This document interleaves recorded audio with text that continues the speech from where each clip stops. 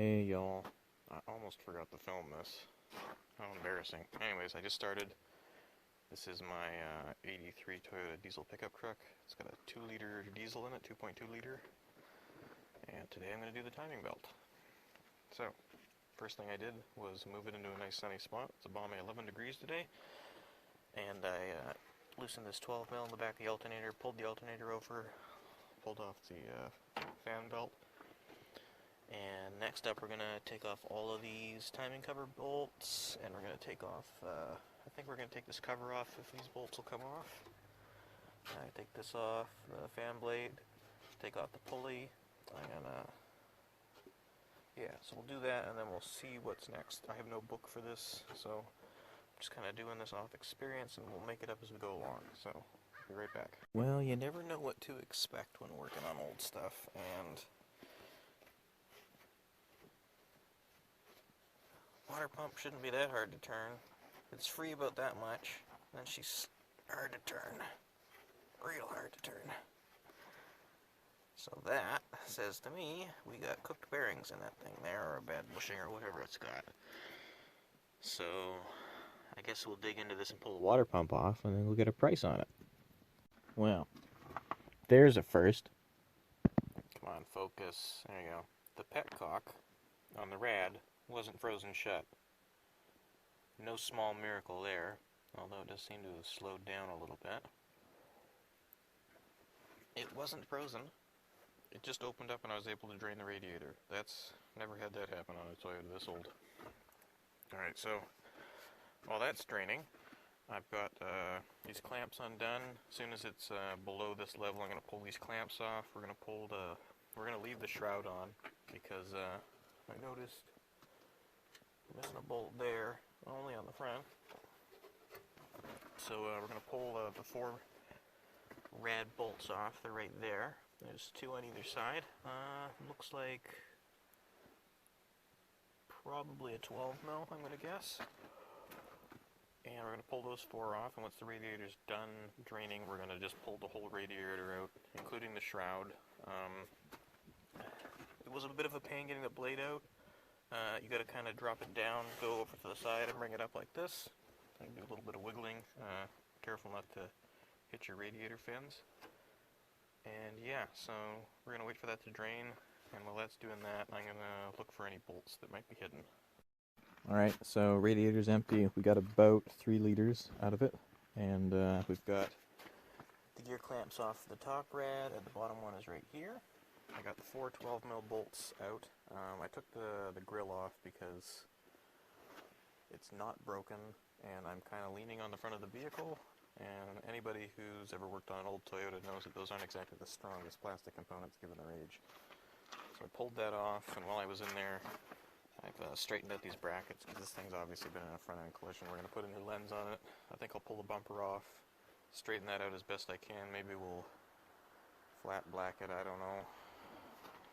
I don't think I can clean it up, that's for sure. Not a lot of point putting a huge amount of money into this truck. You've seen my previous videos, it's kind of just A to B move stuff cheaply. So cosmetics aren't a big issue, just kind of want to make sure that I don't get pulled over. It'll pass a safety, like there's no holes in it and everything works, it's just ugly as sin. Could definitely use a rattle can or 2, but I really love this truck, so I don't really care how it looks. Anyways, I got these hoses off. Like I said, the rad's empty, so we're going to pull this off. I realized after I'd emptied the rad that you don't actually have to empty it all the way. You see there that the bottom rad hose actually comes up pretty close to the top of the engine. There's only about 3 inches difference between the top hose and the bottom hose here. So you could potentially just drain it to below that opening and pull it out with the fluid still in it, but whatever. So we're going to pull these off. Wow. That was easy. Obviously you can hear there's a bit of fluid in there still. So we'll just let it gurgle back into the radiator.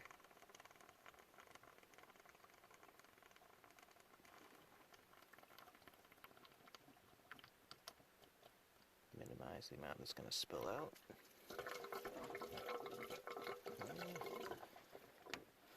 need a bucket. Alright, radiator's out. Found some more fluid.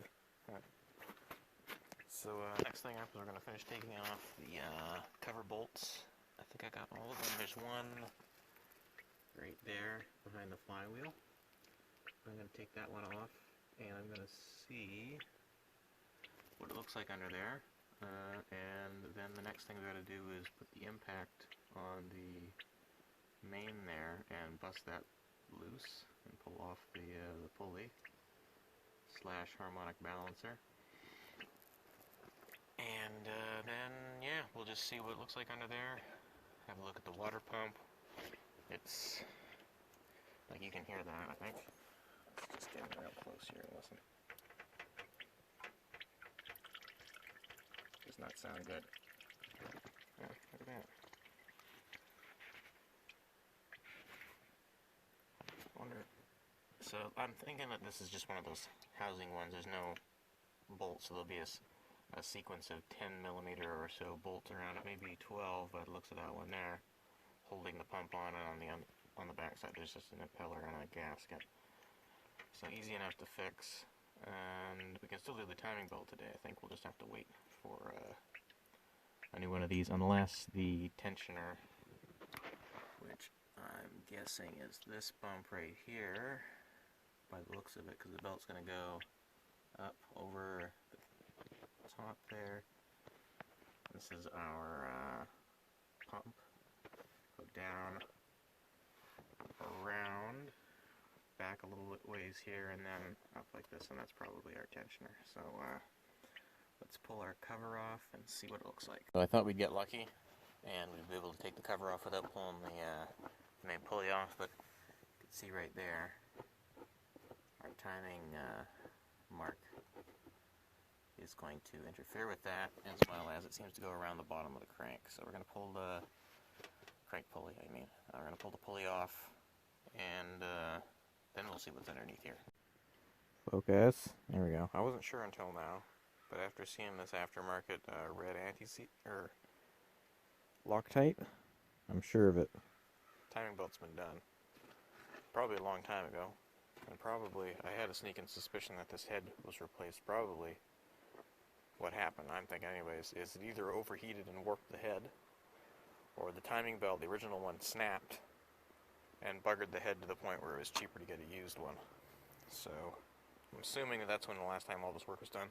Judging by the amount of rust and the fact that, like, there's no tool marks on anything, the age of the vehicle, I'm going to say that it's been a long, long time.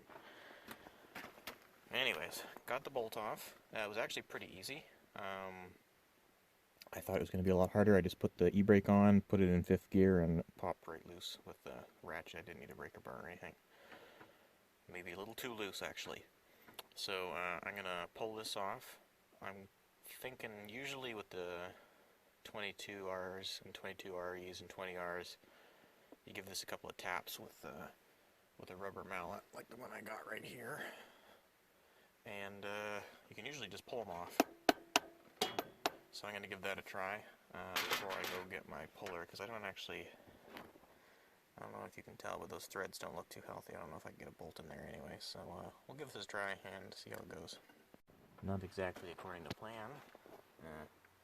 Yeah, the chunk's down there somewhere. There it is. So, yeah. Turns out cheaper isn't always better. What did they even glue that on there with? That looks like... Look how skimpy they were with the glue. oh well. Plan B. Got a new tool to unbox here, so let's just open it up.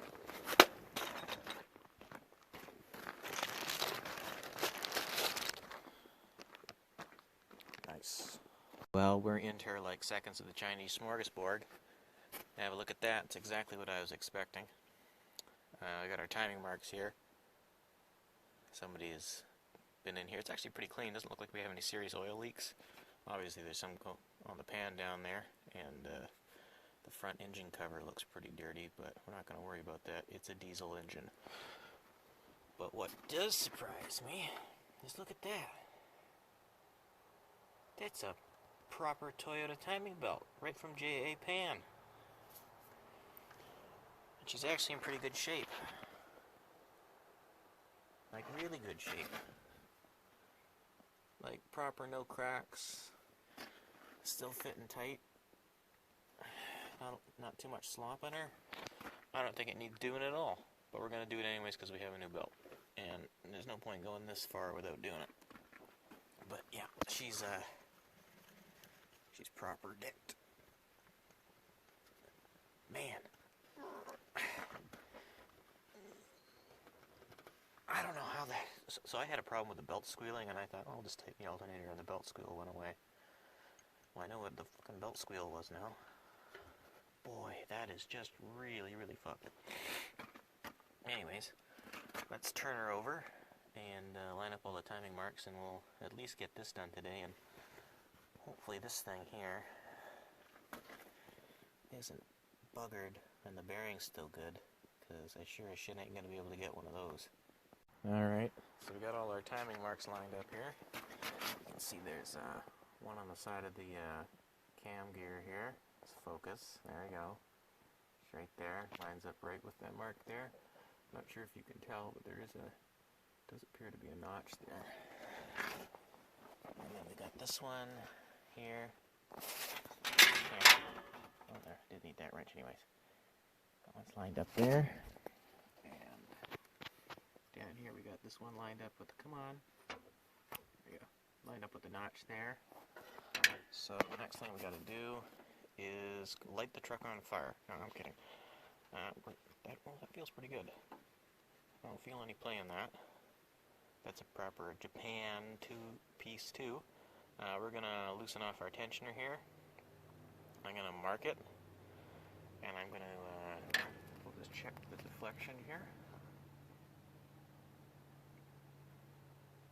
Okay, yeah. I'll remember that, I'm sure. And we'll pull this timing belt off. We'll put the new timing belt on. And my camera is garbage, I'm sorry. Could really use an assistant.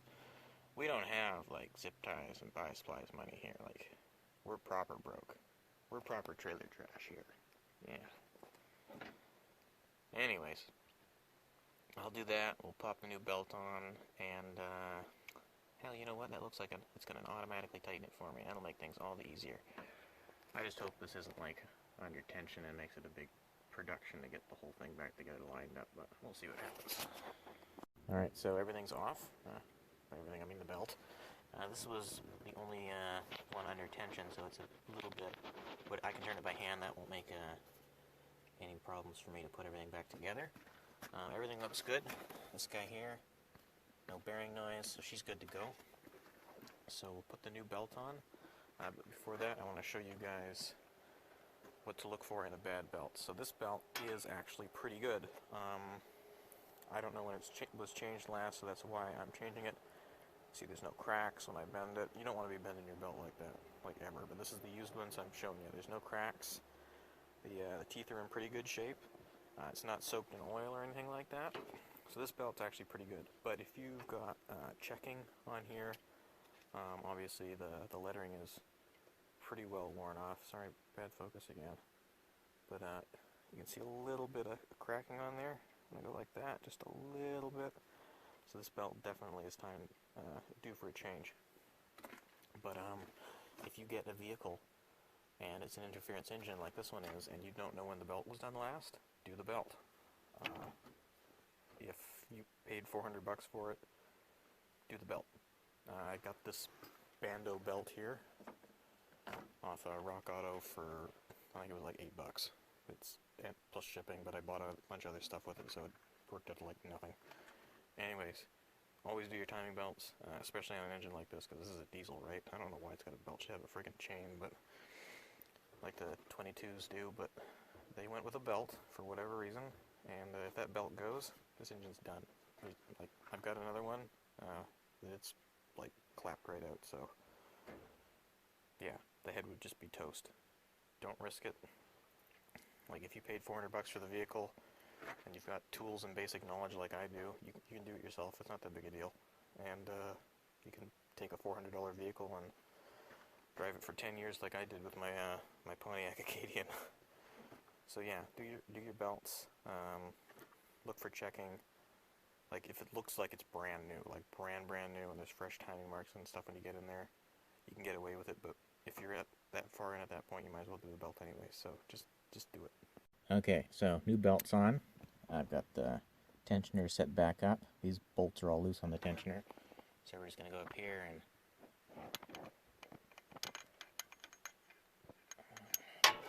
tighten it a little bit. Stick this in here like this and just give it a little bit of a, like that. Back up here. Loosen it off a little bit.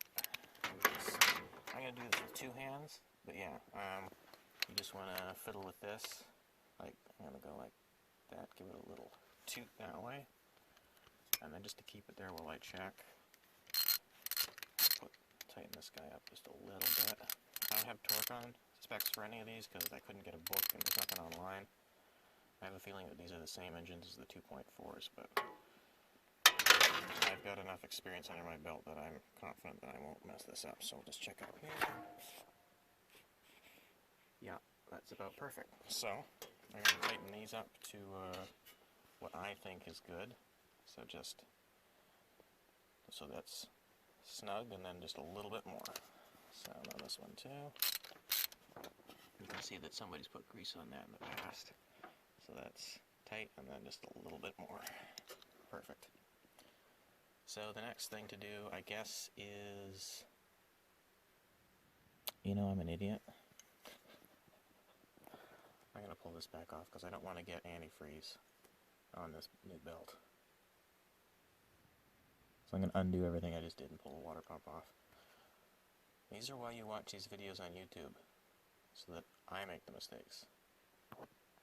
Alright, for me, today, that's it. I might take the bumper off still, but I'm not going to film any of that. I'm going to order the parts right away, and they'll be here in a week, and I'll finish this up. So I'm going to wait a week, and I'll see you guys almost immediately. Hey everybody, it's been a whole week, and the water pump came, which is awesome. Nice and free moving, but unfortunately, we have an issue here with our new part. As you can see, it's torn. I don't have any gasket paper here at the house. I am going to town later today, which means it will be another day, totaling up to 8 days by the time I get this done. I will finish this up tomorrow. I'm going to see if Rock Auto, I know their prices are fantastic, but I buy a lot of stuff there. I'm going to see if they will give me enough money to buy a roll of Felpro gasket material as a reimbursement.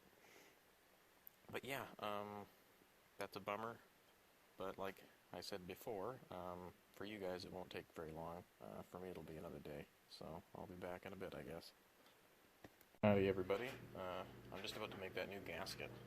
Got this one already flattened, and I'm going to show you guys a trick for flattening this material. As you can see, it's pretty curly, so I can't do this with two hands. I don't have a camera stand, but what you want to do is you want to lay out the section that you need. If you know exactly how much you're going to need, you can cut it out, but I prefer not to do that. And then you want to use your lady's iron and iron it out, and I'll show you what the finished product looks like. So when you're done, you'll have a mostly flat surface like this, which is much better than the alternative, which is that. So my old gasket was wrinkled too, so I ironed that. You want to do this on the low setting, like as low as possible. I've got mine set to 1, and not a lot of steam, because this is gasket material and it is paper. This one's got some kind of rubber in it, so you don't want to use too much heat and melt the compound. You need it to still be expanded, right? You don't want to squish it down, because if it's pre-compressed, it's not going to seal as well on your gasket housing, in this case a water pump. So yeah, try that the next time you guys make a gasket. Oh, and before I forget, one more tip. When you're cutting out a large gasket like this, do yourself a favor, cut the middle out first, because if you cut the outside and then you try and do the inside, it's going to be really bendy once you get started, right? Because you're only going to have about that much with the gasket to hold the whole thing together. So if you start with the middle, you've got this whole outside piece, all the excess holding the gasket together, and you know there's a lot less bending involved. So do the inside, then cut the outside. Hey, so the gaskets are finished, or the gasket rather. As you can see, it's pretty good. I'll just overlay them real quick here so you guys can have a look. Line them up as best I can. The one I've made is a little bigger on the outside. I can't line it up very good with one hand, but anyways, worked out really well. As you can see, the new gasket is quite a bit thicker than the old one. I'd say it's about double. This is Felpro water gasket maker, so it's good stuff.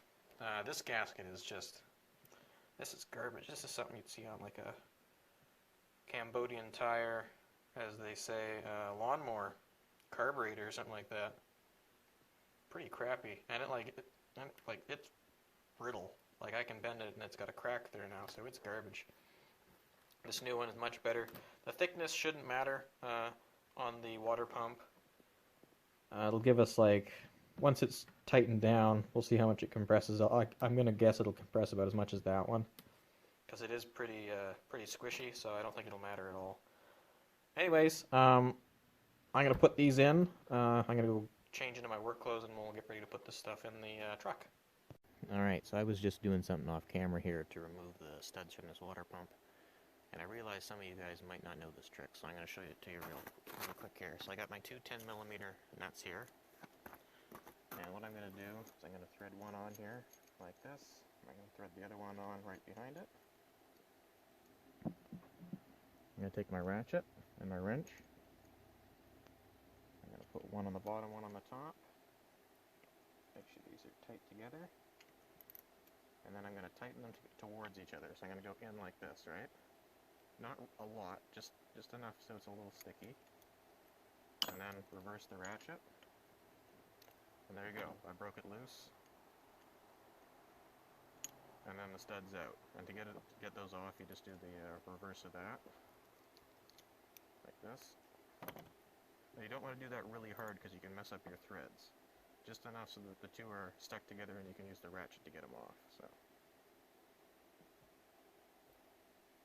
just like that. Alright, so I've cleaned all my threads up. Come on, focus. There we go. And each one of these bolts had silicone sealant on it. So, RTF. I'm going to put a dab on each one right here, up towards the top, because that looks like it's where it's seating. Actually, I might do just a tiny bit down to the end too. You don't want to use a lot. You don't need a lot. Just a dab, just enough to get into the threads. They were all pretty rusty, so I do think that they go into the water jacket. So I'm going to do that now. Alright, see that right there? That is plenty. In fact, the top might have a little bit too much. We have it. New water pump installed. Everything is torqued. I went online. I'm not going to say the torque specs in case they're wrong, and I don't want anybody to over-torque anything that they own. But I'm pretty sure that this vehicle is the same torque specs as a 2.4 turbo Toyota. I was looking at the engines. They look pretty much the same. I think it's just a bigger bore. Not 100% sure on that. So I went with those torque specs. Now you can do that if you want, or if you can find some actual literature on this engine, all the better. But that's what I'm going with for this vehicle, is the torque specs for the 2.4. Sure is beautiful today. So I've got the new timing belt reinstalled the second time, and deflection's good. Everything's torqued. And look at this nice new water pump. Much better than the old one. Everything seems to be lined up. I'm going to put the pulley on here. I'm going to do a few full rotations, make sure we don't have any interference on anything, and then I'm going to start the reassembly process. Okay, so I'm trying to get the debris seal, or dust seal, on the cover to reseat. Now, it appears that the oil leaks have caused the rubber to swell, and I have pressed it on, and I do know the trick. Like with Cummins valve covers, you're supposed to press them down, and they seem too long, but if you go around a couple of times, they'll seat in there. You don't want to cut those. This one's not keeping anything in, it's just keeping stuff out. So I'm going to take a little bit out right here and splice it at the bottom here where oil drains out if it gets into the cover. So just so the comments don't rip me apart, I did try to go around it and work the excess in. It didn't work. When I took it off originally, it did pop off down here, and I think that's where it's swollen, so I'm just going to trim a little bit off, and then we'll put it on. So everything's back together. I put red Loctite on the crank bolt. You're going to want to do the same thing. There's a time and a place for things to come apart, and when you're driving down the highway is neither the time nor the place. So I got this preset. I've got it in 5th gear, and I've got the e-brake on, so that'll allow me to torque the engine. Bolt there. She's tight.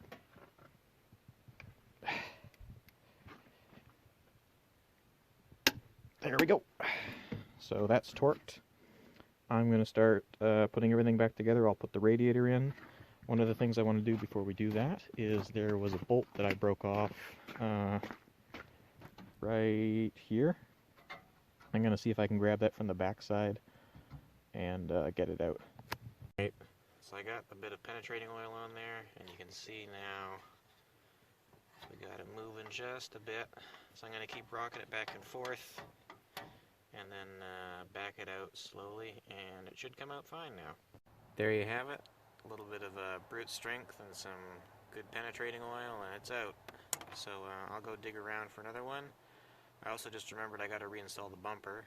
I did attempt to straighten it out a little bit, but it's just might as well be spring steel, because every time I get it bent back into shape, it just warps again. So we're just going to put it back on the way it is, and I'll look for a better one at the auto wreckers if I can ever find one. Alright, got that replaced. If I'm not mistaken, that's out of a Tercel station wagon, probably 85, 86, somewhere in there. Strip down a couple of those. I always hang on to all the nuts and bolts, because they're all interchangeable with all these Japanese cars. We're getting serious now. We got the nickel anti-seize out. I was having a look at this radiator, and it is original brass, and it's not the healthiest looking. I think it's just a matter of time before it leaks. So put the anti-seize on there, so at least that one will come out. The other ones will probably all break, but whatever. They seem pretty easy to get out, because you can get to the backs of them pretty easily. Get some vice grips on there, some penetrating oil, and they just come out. So next up is we're going to put the bumper on, and there has been talk of this truck seeing some kind of bodywork. If that's not the case, the frame's pretty solid. I've floated the idea of dropping like a S10 or a Ranger cab on here and a flat deck, or you know, could just go the complete other direction and put the steering column and all that from this in a Ranger and S10, like an older one, early 90s, late 80s, that sort of thing.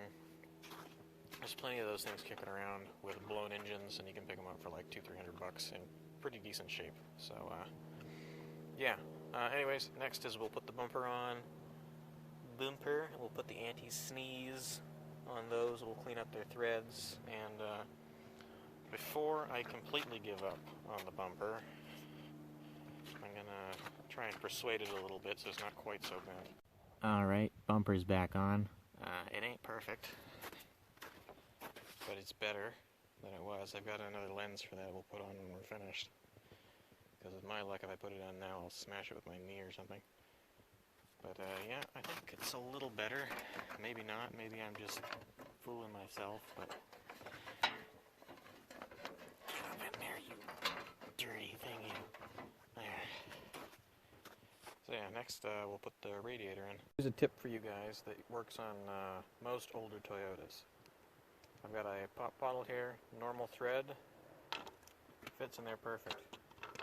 See the size right there, fits in there just about perfect. Doesn't thread in, but you know, it's pretty stable in there. So I'm going to put the antifreeze back in. I'm going to strain it through a clean rag. And once that's done, I'm going to put the grill on, reconnect the battery terminals, I'll clean up my tools, and then we'll fire it up. Well, this is going to take a little while. Alright, I got the whole thing back together, fans in, fluids are all topped up, got our reservoir full. I had to go to the back to the other spare parts truck and grab a couple of these plastic clips because they always break because it's an 83 and it's old. So, moment of truth, batteries are reconnected, let's hop in it and see if it fires up.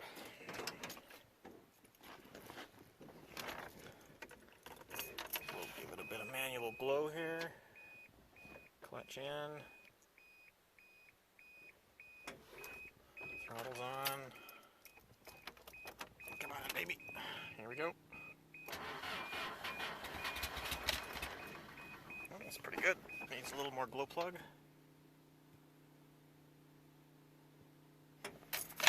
There we go.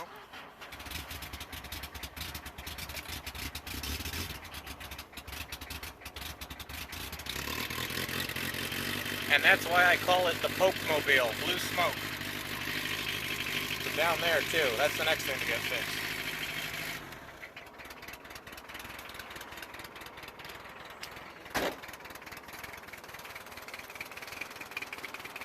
Now I'm going to put the throttle up a little bit until it warms up. Right about there. There we go. Good as new. We'll put our timing belt sticker on here, marking when it was done. Even though it'll probably be me doing it the next time it gets done. If there's anything left of the truck at that point. But that's it. That's how you do it. Well, that's how I did it anyways. So, thanks for watching. Since I started doing this video, I started last Wednesday and it's actually Friday today. Happy first day of spring. It's the 20th today. Since I started doing this, the world has gotten turned upside down with this whole... I don't even need to say what it is. You guys know what it is. So I just want everybody to stay safe. You know, stay in as much as you can. If you got projects like I've got here, now's the time to do them. No better time. So yeah, just stay safe, wash your hands, and I hope good health for all of you. And until next time, well, stay safe.